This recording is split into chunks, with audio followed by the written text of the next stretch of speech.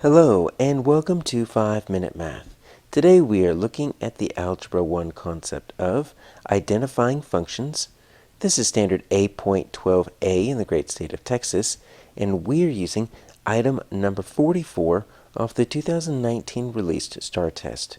If you haven't done so already, please go ahead and take a moment to pause the video, work this problem out on your own, unpause it, and we will look at our answers together.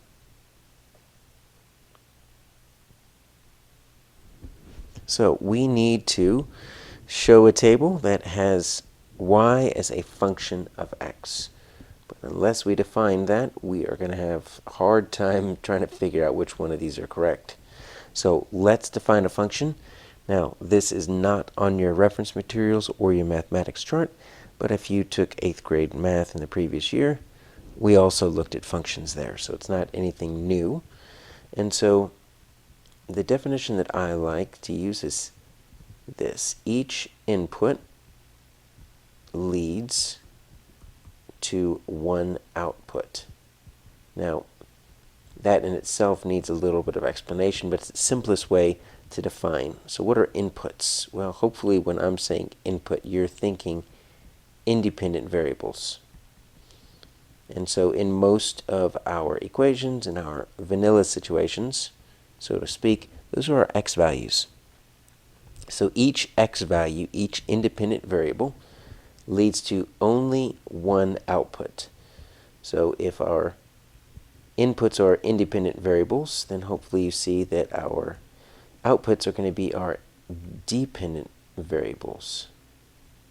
And those are going to be your y values. Sometimes they're going to be f of x, g of x, and so the dependent variable can change based on the problem situation you're dealing with. But each x leads to one y.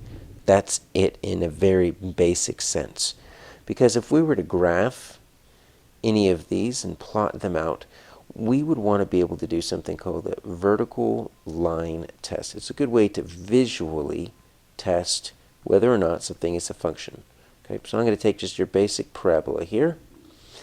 And what I want to do is I want to draw some vertical lines. Because what I'm doing is I'm testing an x, right? So x equals -1, or x equals 1, or x equals 2. And I'm going to draw a vertical line up and down on that x value. And I want to see, does that vertical line hit the graph more than once? If it does not, right, then that means each input led to only one output. We are looking at a function. But sometimes you might get a function that's a little bit kind of like this. It kind of doubles back on itself.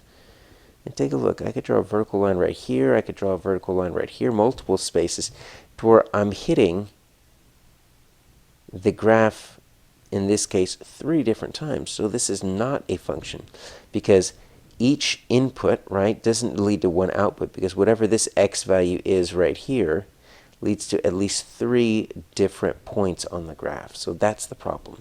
Now, we don't have any graphs here, but we can visualize here. Take a look at f. Okay, so I'm going to try to graph f. So let's say my -13 is right here. Well, take a look what I've got. I've got -13 leading to -2. I've got -13 leading to 0. I've got -13 leading to 5, and -13 leading to 7.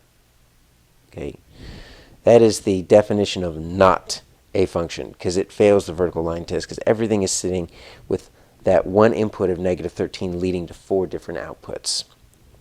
G, a little bit better, but take a look at that. I'm just looking at my x's, and if I see an x repeat, that's going to be a problem, because this x, -1, is supposed to lead to both -1 and it leads to both -1 and 5. So if the x repeats and leads to 2 different y's, it's not going to be a function.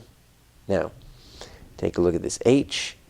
Even if they all lead to the same y, that doesn't matter, because, look, I've got my 1, 4, and I've got my 3, 4, and I've got my 7, 4, and my 12, 4, right? They all have different x's. Even though they lead to the same y, they pass the vertical line test because each input leads to one output. And then j, your issue there is the 0. The 0 repeats, so it leads to both 0 and 6. So my answer here is H.